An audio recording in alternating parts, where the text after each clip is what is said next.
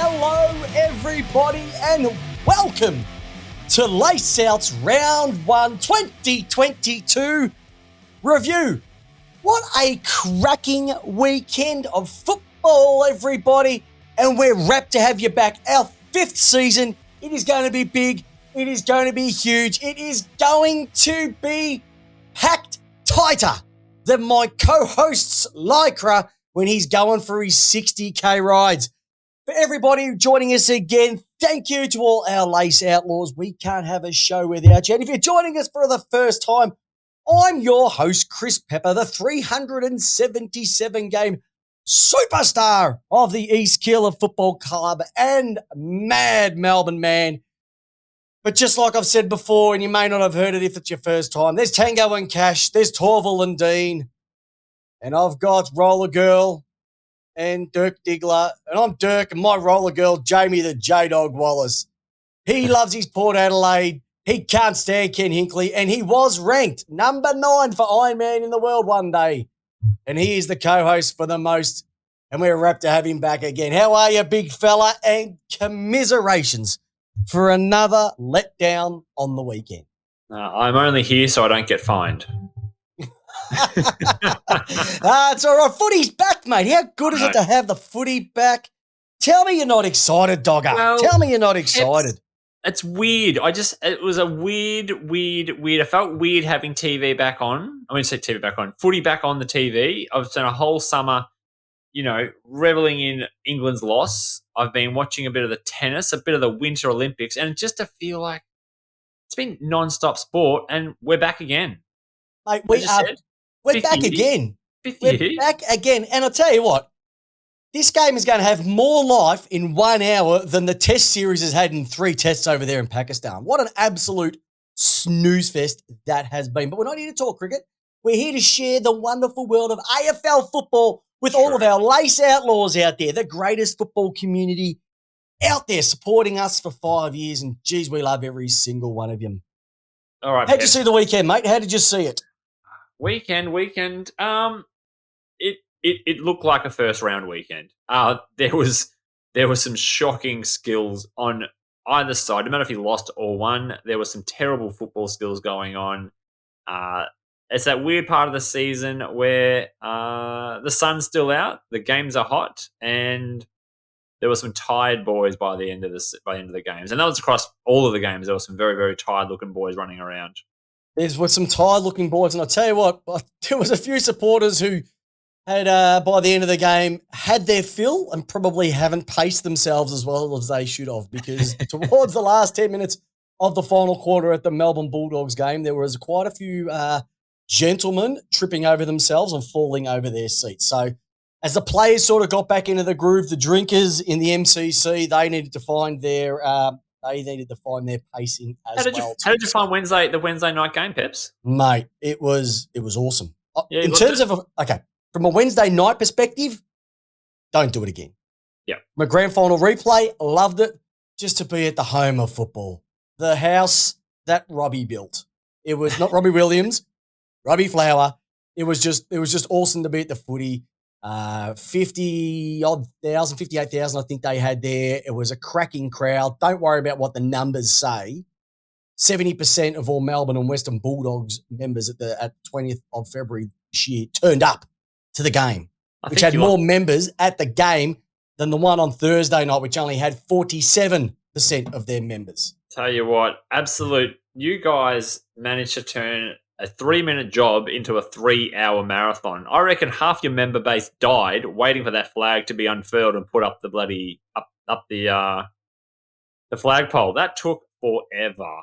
And you know what? It took us forever to win one, so we're going to milk it for all it's worth. But it was beautiful. And you know what? The crowds were down. Public transport, Tori, Vicky, Williams, an absolute superstar, one of our Lace Outlaws, joins us every single week. Yes, she's right. The public transport to the game was a nightmare. The MCG car park wasn't even open. You couldn't even get a bag of chips. The chips were not even being cooked because of staff shortages. It was a nightmare. But I tell you what, when the ball was bounced, you forgot all about that and you just concentrated on watching the single greatest game ever created. And personally, Tori, good to have you back on your feet. Yes, it is. She is an absolute superstar. Going through some COVID stuff at the moment, like all of us have been. But you know what? That's why we love her. She's here every single week in the trenches, just following us, and our thoughts are with you. Hopefully, you get better soon. All right, J-Dog. Let's get into it for the first time for season 2022. We're going to have a look at the ladder. And funny enough, there hasn't been much of a change from last year to this year. Okay, let's round it off. The top 8. Dad's Army, Geelong. Jeez, they were exciting. I don't know if it said more about Geelong or how putrid Essendon was. And I reckon it could have been a little bit of option A and a little bit of option B. But with the guys that I was with camping on the weekend, trust me, there was a lot more in the Essendon bucket saying how putrid they were. Yeah, Essendon was shit. Let's call a spade, Peps. Essendon was shit. Essendon was shit. Okay, Melbourne in the top 4, so that doesn't really change much from last year. The Hawks under Mitchie, that wasn't actually a bad game watching that with North. I just think North went in a bit too heavy. Yep. We picked it last week. The Gold Coast Suns would beat West Coast, and I've got something to talk about when it gets to that, Mob, because someone was back to his best in that game. And I'll tell you what, if that didn't give you a bit of Chubbs Farquhar, nothing will. Hold on, the Voss, they're back. We can finally smell what they're cooking. The beautiful green shoots have sprouted into a blossoming lawn. Carlton are into the 8. Sydney Swans just did their business. Collingwood and Brisbane making up the top 8. Even Fremantle, the way that they won that game on the weekend, what an absolute save against Adelaide. They didn't disgrace themselves. Your mob, Port Adelaide, you thought they were going to go down by 100, but they were pretty respectable, just got blown away in the last quarter. Shit Kilda, they didn't do anything. GWS, not much. Richmond, or as Carlton supporters now call them, Bitchmond. Wet Toast, they're down there. Not the Malabon, Western Bulldogs and Essendon. So massive gap. Like I said, there's only one win or 4 points from 18th all the way up to 10th. Anyone can make the 8 at this stage. Crazy. And anyone can fight. It's a cracker of a season. This is why we love it's such a tight season so far. There's only one game that separates top from bottom, and that's the type of season that we're looking for. Oh, very good, very good. Peps, a couple of things in here. Whenever I watch GWS now, it just there's nothing on that field. There's no spirit. There's nothing. And even watching the games, I feel nothing towards GWS like I used to. The big sound. Nothing anymore. I love the big sound, but they ain't no big sound on the big oval ground. They might be called they might as well not Giants anymore. They're the Greater Western Sydney Munchkins. Yep. Oompa Loompa Football Club. They were putrid. Almost as bad as that coffee cup that you're drinking out of right now. Yeah, there's no spirit with GWS. There's no Toby, no GWS. Simple as that, I would say. Great man. Yep. Hey, Justin, jumping on the chat. Oh, Parko's back as well, too. Thank goodness he didn't give any race tips on the weekend. We could have been doing this by tin cans and rope. All right. Cool. All right. Okay, now it's time for, you want to go and spin the magnets? Yep. Let's go spin the magnets. All righty. So for anybody who doesn't know, spinning the magnets is what we get into every week. And it's what the coaches do when they've got to try and funk it up a little bit. For the people that haven't played the game, I never got my magnet spun because they always put me where it was most dangerous. And Jamie never got his magnet spun because he never played because he is a softcock. But really, we've got two parts to this. We've got 3 votes, and 3 votes is a little bit sounding like this. No. That was 3 votes at the end of grand final day, I will say, J-Dog. We still can't get it right 5 years in, can we? All right. 3 votes. That's 3 votes. Andrew Demetrio giving us 3 votes. And then we've also got Who's Getting Dragged. And to bring us back, the great man is here. We've got Rumbarassi circa early 1980s.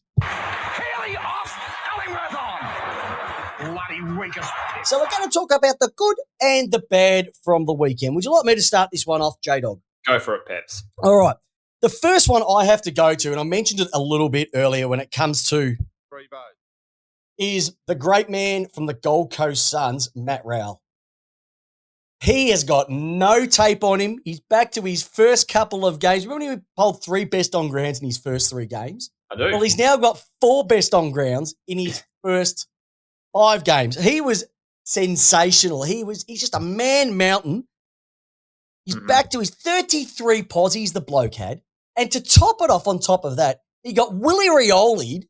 Now, if that was anybody else from Port Adelaide, they'd be out for 6 weeks. If it was Clayton Oliver, Jesus. If it was Clayton Oliver, no, but the Redheads, they stick together. He was bang up like a flush, and it was just awesome to see. He took the game by the scruff of the neck and showed the wet toast. This is what Redheads could do. He was in and under. He was outside. He was inside. Oh, he was like a 2-year-old kid with a bag full of raspberry lollies. He was just running around everywhere. It was awesome to see. Yeah, agreed. The last 2 years with the injuries and all those sorts of things, the tears, we're seeing that stuff. It's good to have the number 1 pick just come out and dominate football like he is at such a young age, and it's awesome to see him back. And can I go another bit? Can I give another 3 votes? Yeah, I'm going to give another 3 votes. Yeah, to the kids. Like, how good was it to see first game players come out and just dominate from round 1? Like, it just got me going. Like, I'm going to throw some names out here.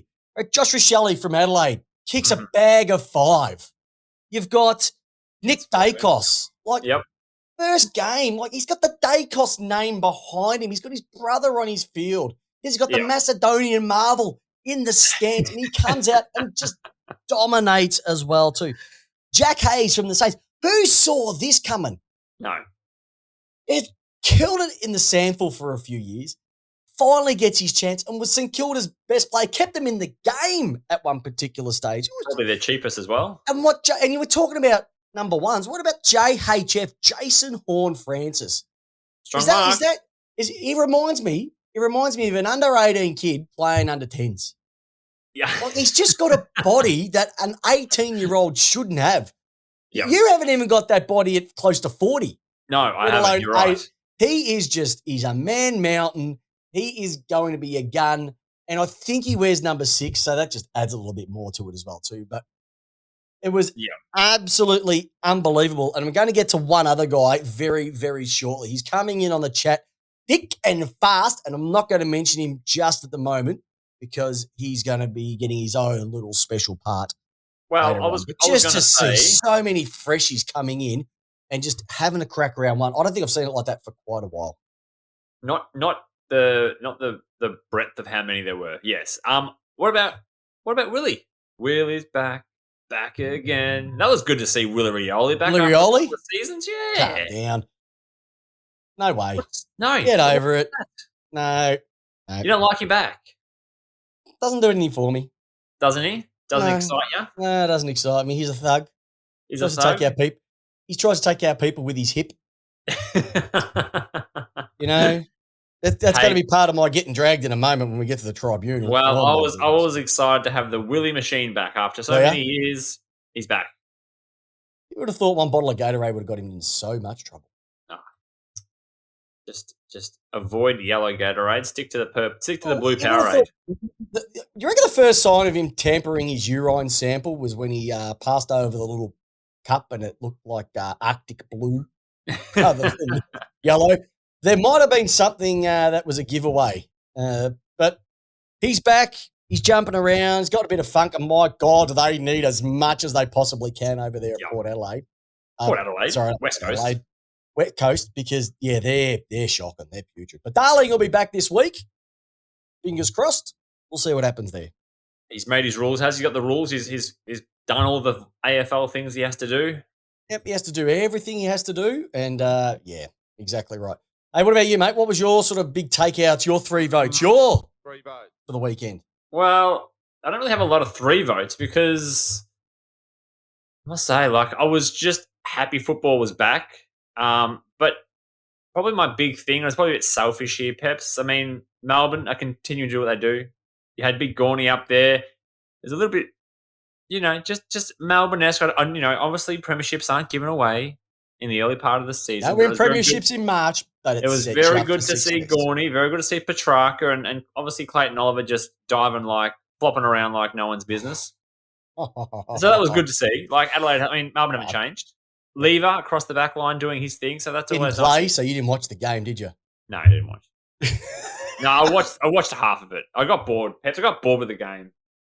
I got bored. And then I turned back on, and all of a sudden Beveridge is blowing up at Tom.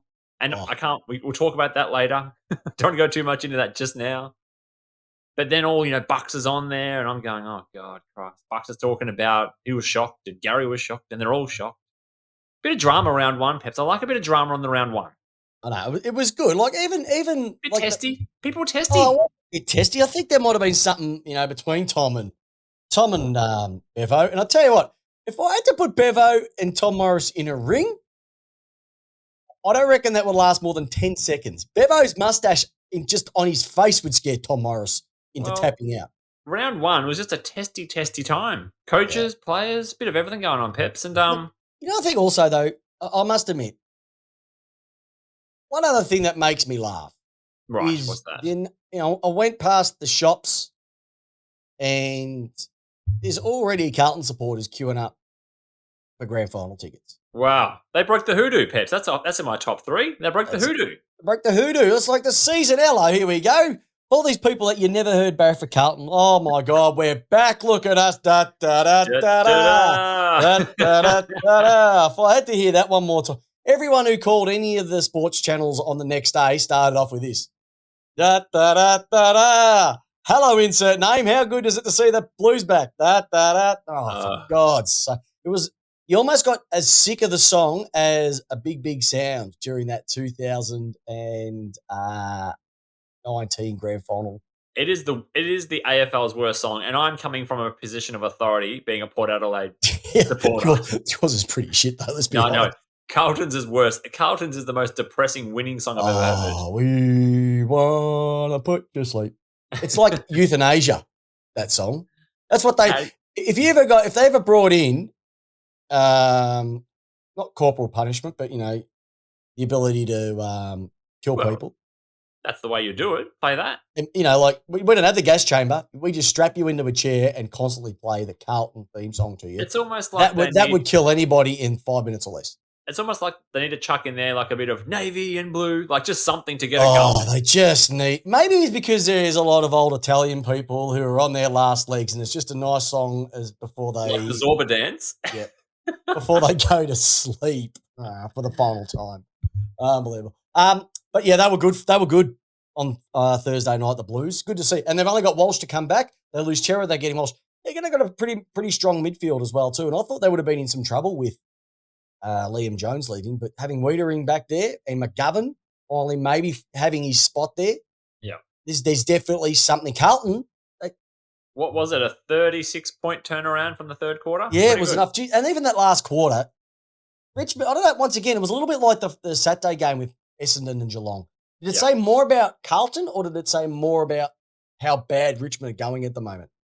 I just think Essendon. I think Richmond just took their foot off the accelerator way too early, and bang, bang, bang, goal. Yep. Carlton in front, and they just how bad did Cochin look? Cochin, he was slow. Well, he should have pulled the bad news for them as well. You got Presti is also now going to miss a few weeks, which is again. Yeah, the meatball's out again. Mm-hmm. Yeah. So and I saw him go down. Do you know where I saw him go down, J-Dog? Who's that?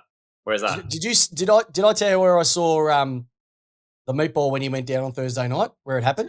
No, come on. Right in front of me. Right in front of me. Oh, unbelievable, the meatball. Can I also give 3 votes? Another one. Parko, you have brought the milkshakes to the yard tonight. Sam Doherty coming back. Was there a bigger smile on any football supporter, football lover, football aficionado when Sam Doherty slotted that beast from 50? Yeah, definitely. That is why our game is so awesome. Absolutely awesome. And it was just amazing. Second bout, he's been able to nail it. He comes back almost burst on ground as well. He was a beast. Talk about the barometer for that team. I know Cripps is captain. Jeez, I tell you what, I almost wanted to jump through the screen and hug him. That's how. That's what I love about our great game, mate. Football clubs, when your back's against the wall, football clubs are always going to be there for you. Always going to be there for you. And also to add more insult to injury, Jack is also out as well. Jack who? Rewalt? Jack Rewalt's out with a broken He hasn't thumb. done anything for a couple of years anyway, so it doesn't really matter. Yeah, so a bit of a dirty night for the Tigers. They lost their sort of mantle hold over Carlton at the season opener, or what had been before this year. So too early to say where to from here, but definitely there were some signs of the midfield starting to slow down a bit. Carlton really got on top of the clearances, and it's a little bit exciting. It's a little bit exciting for the Carlton fans. Isn't it nice to see a bit of freshness in the ladder? Well, the top of the ladder won't change all that much, but that 5 to 8 region, there'll be a bit of change through there. It's going to be exciting. Yep. Can they sustain it? I don't know. All right, so we're going to the Drags. Peps, we're going to look at the Dragons. Oh, my goodness. Where do we start here? First and foremost. Haley off, Ellingworth on. Bloody winkers. All right. Essendon. What did you serve up on the weekend? Like I said, I was away camping with the boys on the weekend, and they were so excited at around about 2:10 p.m. on Saturday afternoon.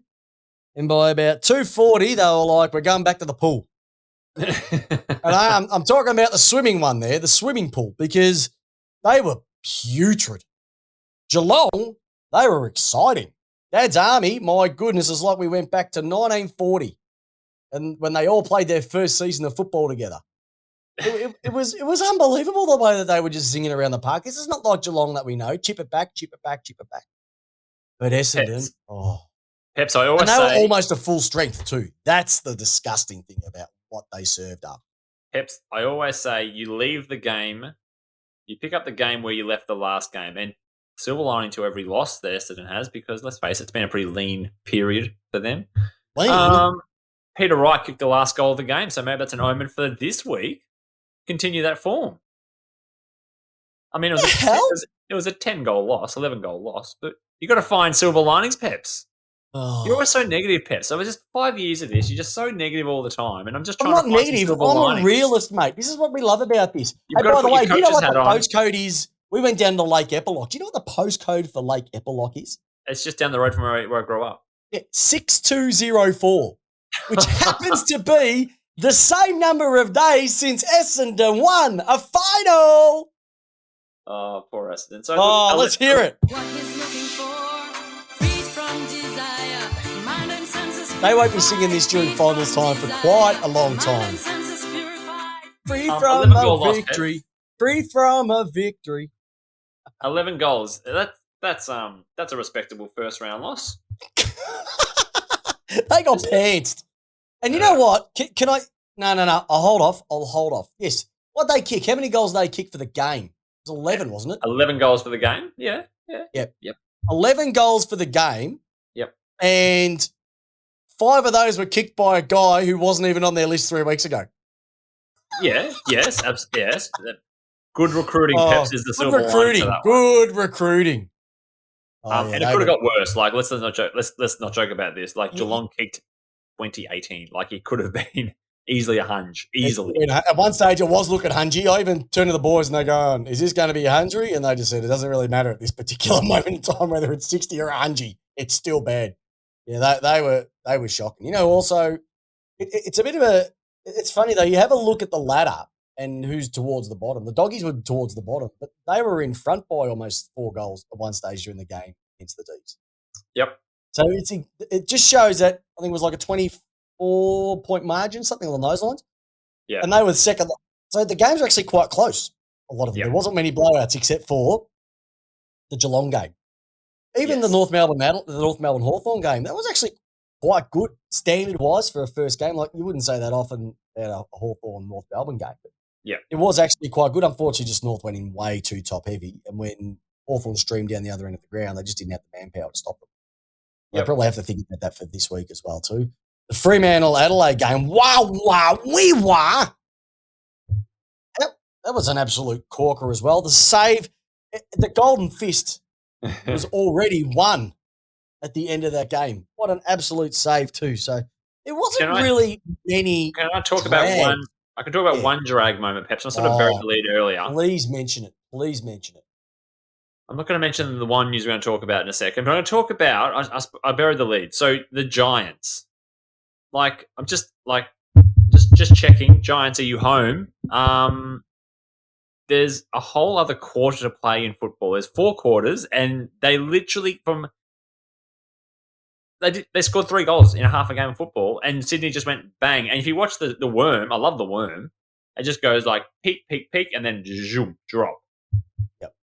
Incredible. Like they just are completely devoid of whatever a football club needs to run. Whatever Melbourne's got, can they just invest some of that into the GWS bank? Because they're just completely devoid of any passion or emotion, or when the game starts slipping, there's no one that stands up at that club.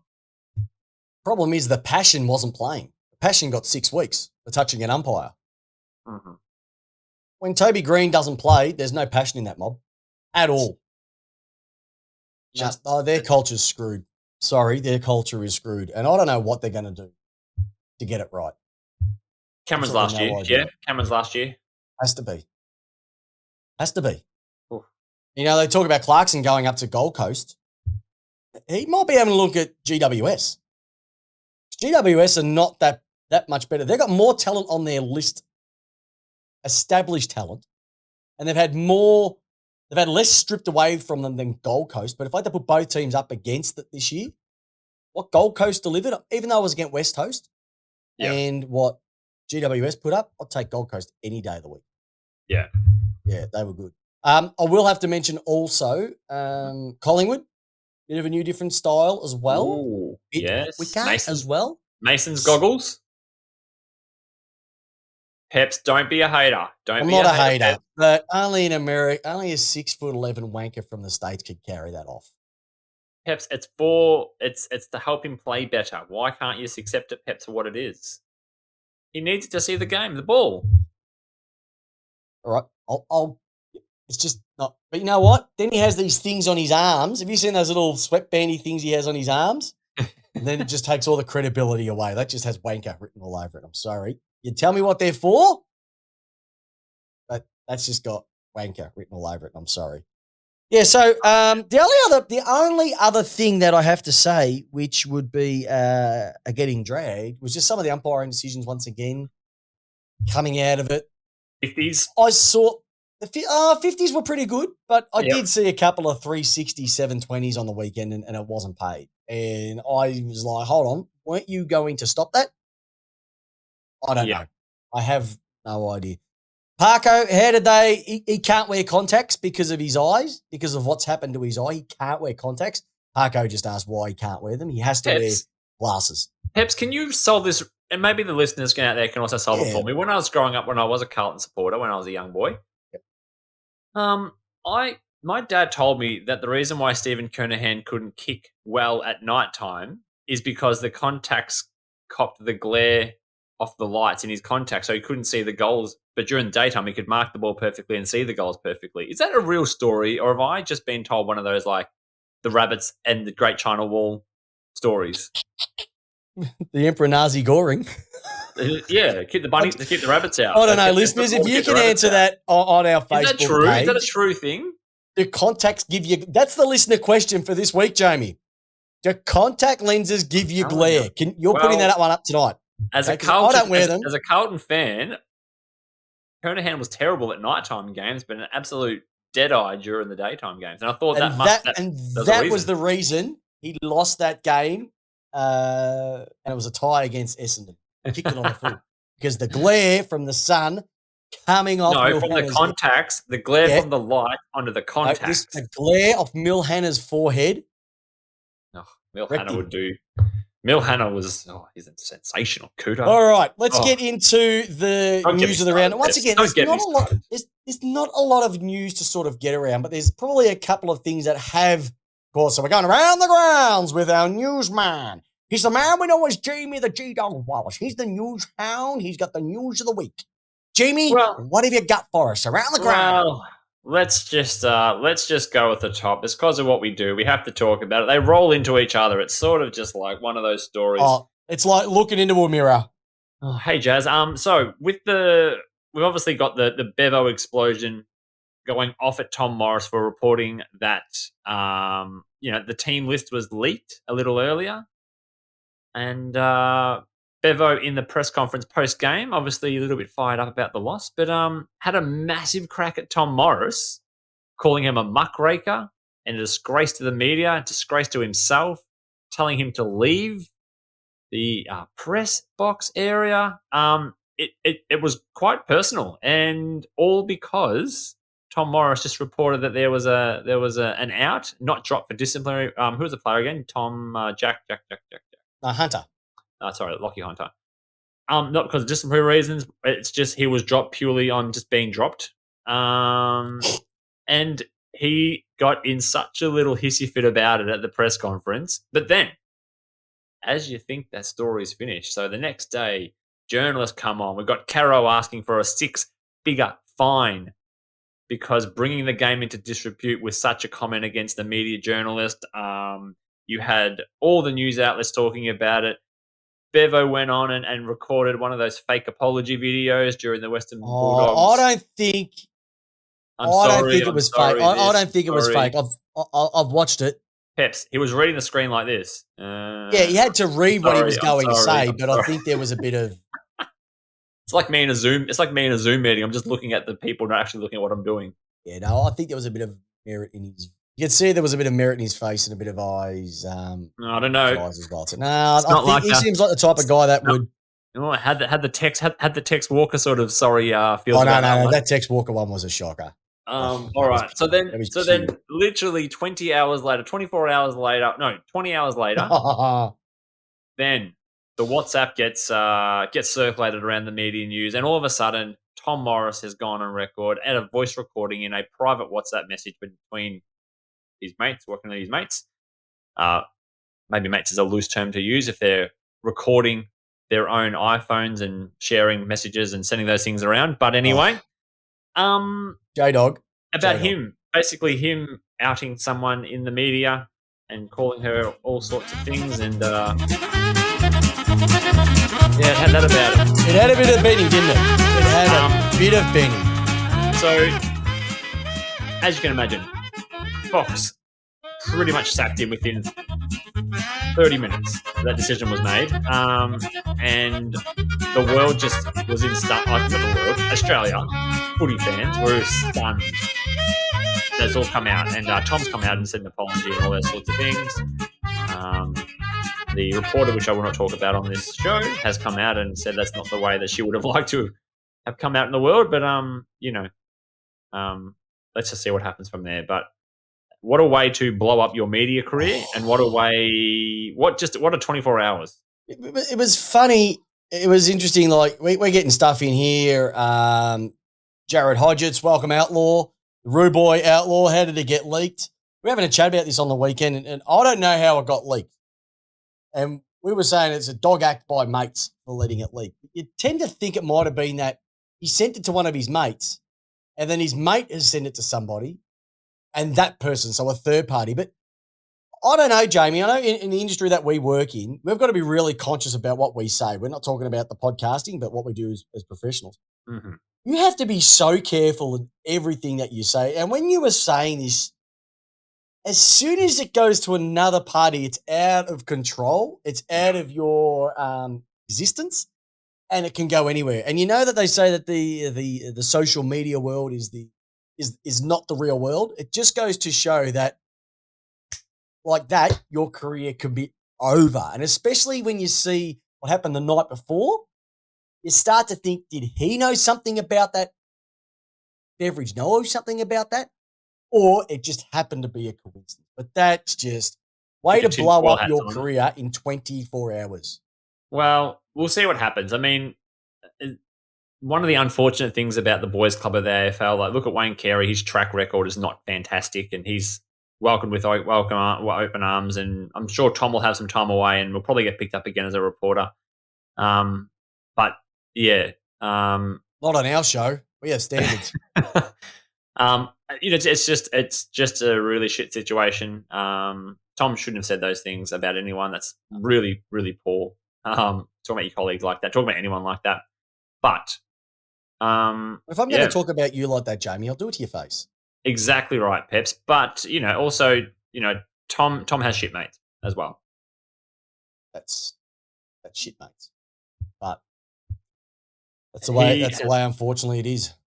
Yeah. Yeah. So he said his thing. Bevo has apologised. I don't know if there's a fine. Whether there was a fine with Bevo for saying what he said about Tom Morris, or been swept under the rug quick. 20 grand. There wasn't a 20? fine, but the Bulldogs are donating 20 grand to some charity of some sort. So yeah, self-imposed, because you really couldn't. What could you fine him about? He wasn't bagging out anybody. He had a shot at a reporter. What are they going to fine him for? Yeah. So he wasn't bagging out the league; he was bagging out somebody else. So yeah, they donated something from that perspective, but outside of that, it was pretty average. J-Dog. Yes. What's the next one? Okay, so we've got some tribunal errors again. So we're probably going to be talking about the two Peps. You want to talk about the two that have come up for review, or you want to talk just the whole general vibe of the tribunal? Because Peps, I cannot do this for for another year of this, Peps. You get so angry at tribunal, I'll let you have your say. All right. Can I just look, J-Dog? If it goes to tribunal, it goes to tribunal. I get that. All right. Mhm. First of all, Nick Cox. No, was it Cox? The big dopey ruck, Sam Draper. Yeah. Throws a round arm, gets a fine. That's a week any day of the year. How are you supposed to stomp it out, right? It's a fine. Then you have three others that go up. You got Rory Sloane for an attempted eye gouge. That's what they were thinking it was about. Contact to the eye. Mm-hmm. You've got Willie Rioli with a collision against Matt. You can't break me. His nickname is the Hilux because he's unbreakable. And you've then got Mitch Robinson. Now, we're a big fan of Mitch because we love the way he plays his game. But he basically braced himself for contact. He went in low. You're allowed to go in low. Yeah, but you're allowed at the head. You're not allowed to bump for the head. You're not allowed to turn and go for that area. He didn't get him in the head. He got him in the shoulder. Still can't right? do it. You can't. Jamie, shut up. This is why you don't like it, because I'll fight back at you. But how does Willie Rioli get off for what he did? Like, he jumped into him, and they're saying, you know what it is? Because he didn't come out with a concussion. If he had a concussion, he would have got weeks. But once again, the AFL, it's all about the outcome, not the intent. Rory Sloane, okay, got that one off, and I agree with that one wholeheartedly. But Mitch Robinson, nobody has told me what Mitch Robinson could do. What else could he have done to and you want to talk about players going down like a wet rag? Hayden Oliver. Xavier Dersma.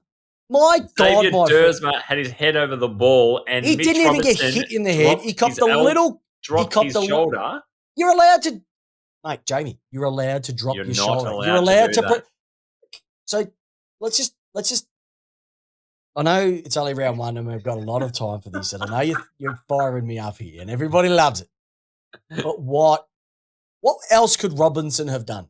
You don't. If you can give me an turn answer, your what else? body for a hip and shoulder. You let the player run into you. Oh, so front on contact.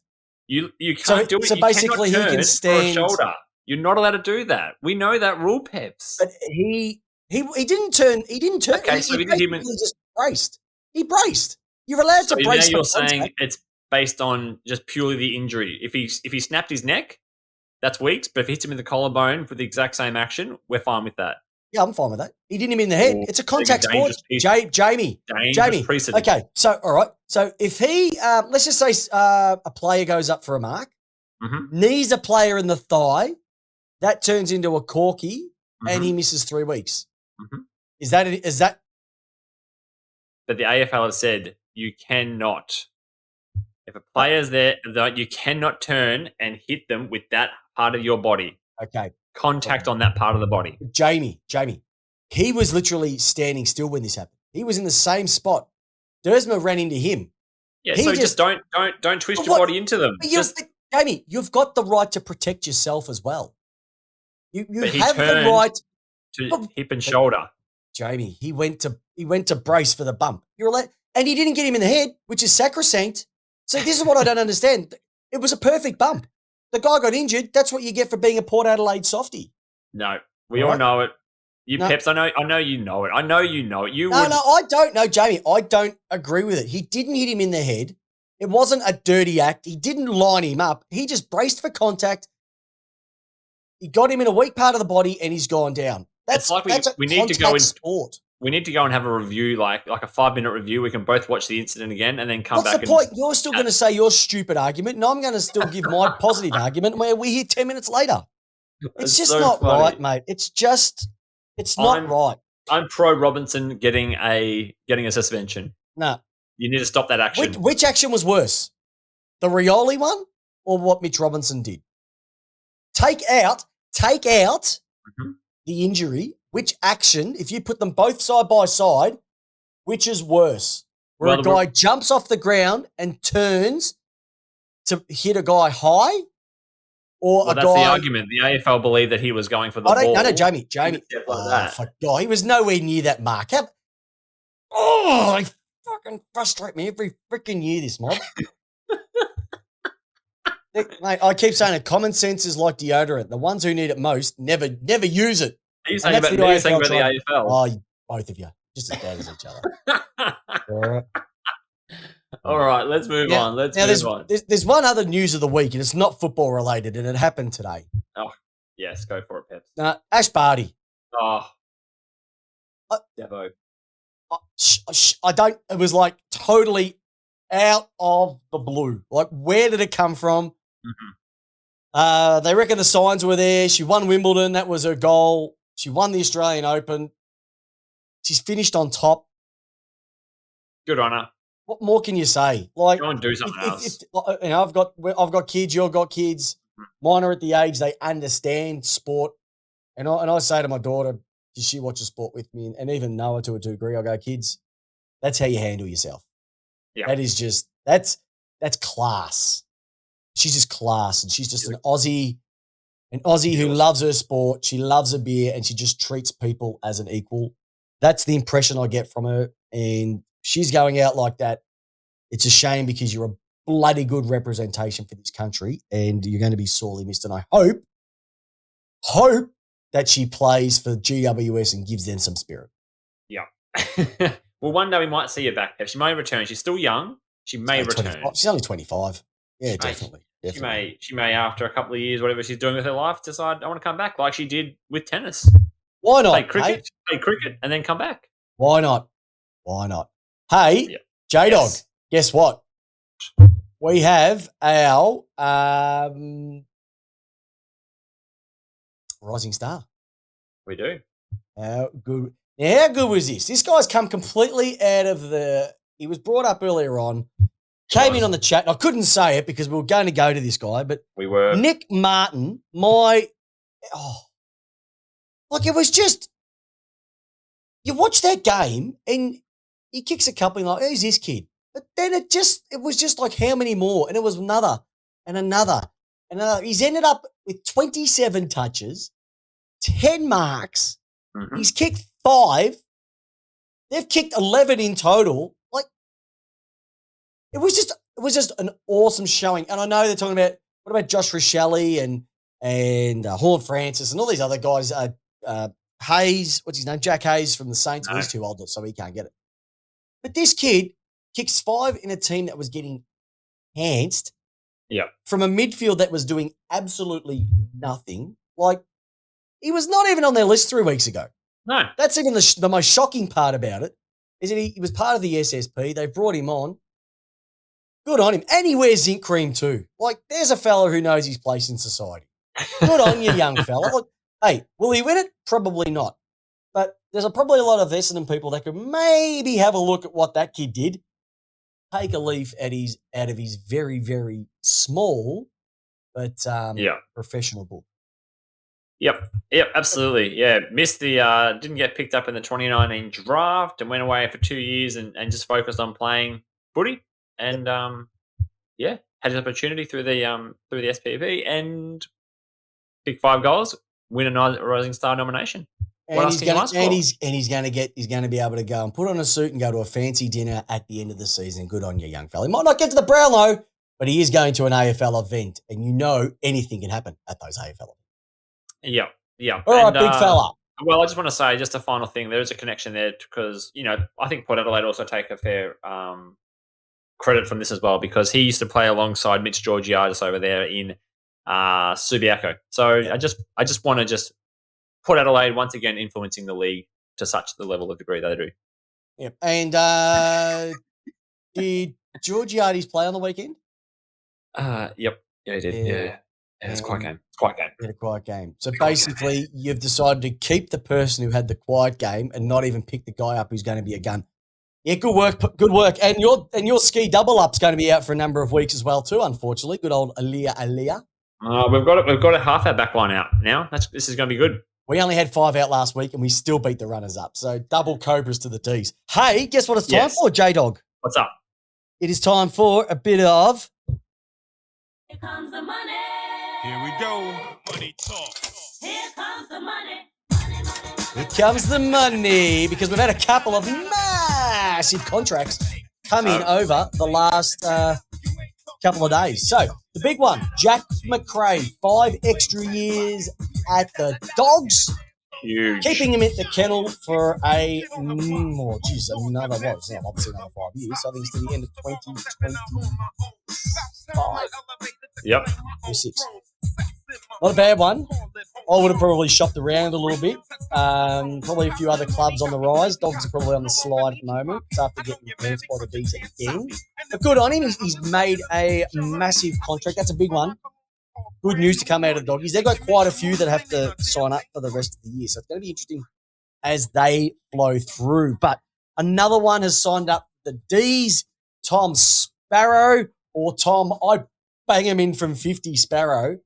2 more at the D's. They're just solidifying that grand final team. It's great to have him on board. Absolutely love that decision. He loves it at the D's. There was a bit of interest from the Adelaide clubs to try and bring him back, but he wanted to stay where the future is. And I'll tell you what, stay tuned, because if he keeps on the rise he's going, he's a future All-Australian, that bloke. Yeah. In my personal eyes, I reckon he's got something going too. So that's where the money is, splashing the cash style. Well, all right. I know for Port Adelaide Peps, I know people are very interested in our Trinity. Yep.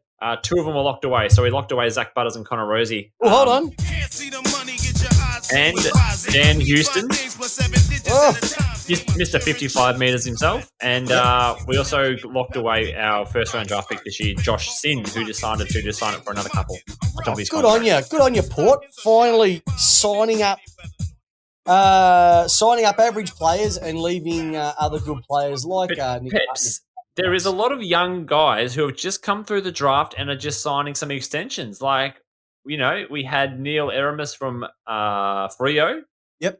Get a little extension on top of the contractor signing that when he joined up. So we're starting to see, I think it's a bit of a trend we're starting to see now with some of these players, is quite quickly clubs are locking them away within their first year or so of being at the club, asking for an extra year or 2 on their extension, which I think is good, because it's a shame when you lose good talent like that after 2 or so years. So I'm all for it. Okay, so I know the listener question is throwing it out there that wearing contact lenses, do you get affected by the glare at night time? That's the first question. Mm-hmm. Probably the second question is, do you think the first round of the draft should get a 3-year contract rather than 2? Can you define first round with all these picks and academies and stuff like that? Whoever your first pick in the draft is. Oh, well, whoever you pick up in the first round of the draft until everybody goes around once. Or do you just make a blanket, extend it from 2 years to 3 years? Okay. What do you I can look at that question. Yeah, I like the question. I like the question. Can you lock away your young kids more? Yes. Yeah. One last thing before we sort of move into into time on. Mm-hmm. The Joe Danaher contract situation. Ooh. Does that have a bit of pub test sniff about that? What part are you not happy with that? And I actually forgot too. Logan McDonald has also signed up as well. So a bit of splash there. I think as well. And yes. Oh, and can I also throw in another 3 votes? I forgot this one. How good was it to see Paddy McCartan back on the field after everything that bloke's gone through? Slots himself down back. Happy. No mental scars. just absolutely gorgeous. Just gorgeous to see him on the ground, not gorgeous from a fan perspective. Yep. Oh, Buddy Peps. Sorry, Danaher and then Buddy. The Buddy situation. The 20-minute timeout. But talk about Danaher first. Yeah, Danaher. Is there a bit of sniffness about this contract? What element do you not like about it? Well, they signed him up on a 3-year contract, right? Yes. And then that got Essendon a higher pick in the first draft because of the compensation rules. Yes. And then in the second year of the contract, they're going to give him another 2 years on top of that. Mm-hmm. So it's now actually a 5-year contract rather than just a 3. Because if it was a 5-year contract, he would have got less money and the compensation wouldn't have been as much. How does it work? Is it purely money or is it money and contract length? Money, contract, and age. Right. And he was in that sweet spot. Well, Brisbane are quite handy at going around the rules. Remember, they picked up a certain Luke, a premiership captain, Luke. Ringing a bell, Peps? No, not Luke Dalhouse. Power? Peps? No. Come on. Ex-Hawthorn captain. Hodge. Retired. Yeah, he retired. And then they got him out of retirement, so it circumnavigated all the trading and stuff like that. So Brisbane are quite crafty. But he went there to help out. They still didn't have to give anything up for him. They didn't have to change He some wouldn't have money. got much for him anyway. Clever, Brisbane, clever. I like it. I think there's something sniffy about that. All right. And what about the Buddy? The Buddy 20-minute halftime. The Buddy break. Apparently there's going to be like a 20-minute break when Buddy kicks his 1,000th. Yeah. Could you imagine if it goes to halftime and he kicks it 1 minute after halftime and then you're having another 20-minute break? I think they'll just roll it in there, wouldn't they? They wouldn't worry about that. Just play with the people on the field. 20-minute feels excessive. It's just the AFL. Get on, rub his head, get off again. Don't worry, it'll be if they have that 20 minutes, it'll give them enough time for Nathan Brown to give his sports bet update. Also, Peps, why does the golf cart take so long to get a player off the field these days?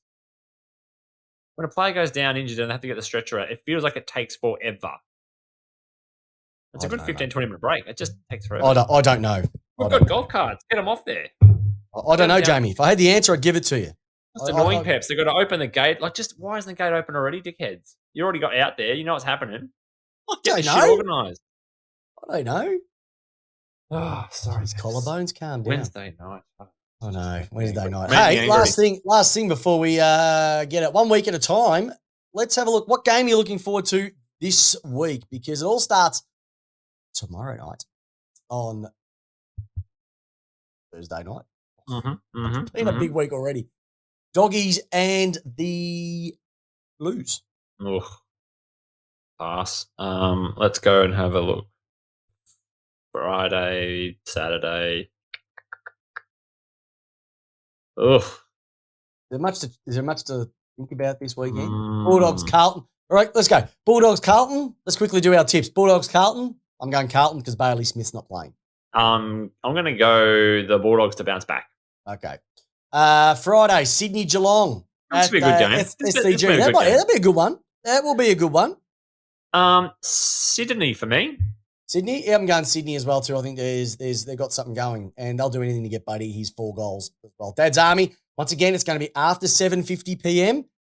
As we know, older people like to go to bed early, 4, 5 o'clock in the afternoon, so they're not going to be cherry. The cold weather hurts the joints. Exactly right. Collingwood, Adelaide, Saturday, 1:45 p.m. This is Collingwood. Yep. Essendon, Brisbane, Saturday, 4:35 p.m. Brisbane, yep. Port Adelaide, Hawthorn, 26th of March, 7:40 p.m. Crikey, there's a lot of late games on this Saturday.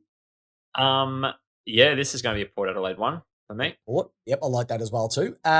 Gold Coast versus Melbourne, 8 p.m. Big Trev and Dana and the Love Machine are going up, and my sister-in-law and little Jackie boy are going up to watch this one.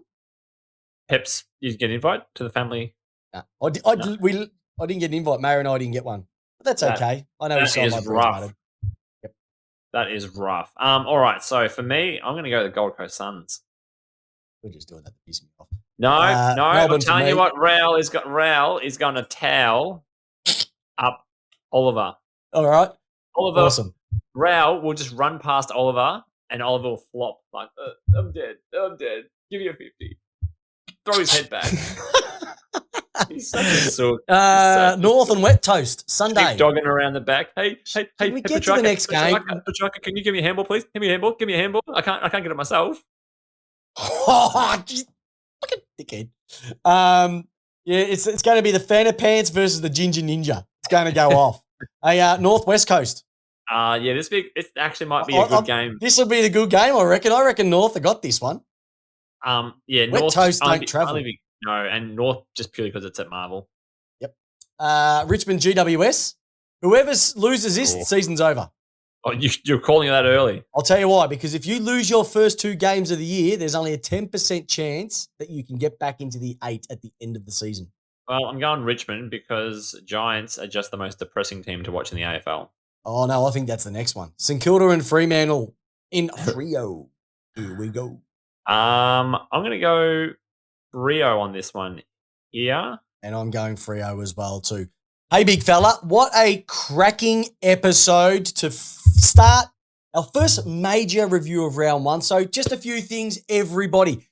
We're going to be back 8 p.m. Tuesday nights every week. We just had one of the co-hosts with the most double booked himself last night because he actually forgot the footy was on. I apologise. There was a committee meeting I had to be part of. So we're back on Tuesday nights. Second of all, I'm a VIP, Peps. Pardon? I'm a VIP. You're very... Second of all, I dropped a interview with Tim Costello and the effect sports gambling is having on football as the politician? well. The politician? No, that's the brother. He was the He was the chief executive of World Vision for many, many years, and is now leading the push against anti-gambling advertising, and then the way it's taking over. Like I said, many, many people have heard this one before, but just in 2021, in the first 10 months of the year, 397 gambling ads people were exposed to per day. Out of control. So get onto that one. We'd love to hear your feedback. But more importantly, that's it. That's round. And be back next week. Get on the chat. Tell everybody about us. Leave a review for us on iTunes or Spotify, because you know what? The more people that get to know about us, the bigger this community gets. And if you like our the lace out shirt, stay tuned for more. That's the old one. Old school, new school. Exactly right. And Dusty Tycoon, Parko's Horses racing in Doomben on Saturday. Each way chance. But there's only one chance that we've got to say, and that's to you, J-Dog, and the Lace Outlaws out there. Big fella, how do you want your footy? I like it. Lace out. Before I go, quickly, Sonny Bill versus Barry Hall tonight. If you've paid per view at like $60 a ticket, whatever it was. Yep. Can you give us a streaming link? Have a great night, everybody. We're tight asses. We don't want to pay for it. We've got kids and we've got to buy nappies. That's right. See you later, everyone. Have a great week. Hope your team wins and go D's! Thanks for listening to the latest episode of Lace Out. Head over to iTunes and Spotify to subscribe, rate, and leave us a review. And remember, join us every single Tuesday night, 8 p.m. Australian Eastern Standard Time, on our Facebook page with yours truly, Christopher Pepper, and the co-host with the most, Jamie Wallis, giving you your footy how you want it. Lace out.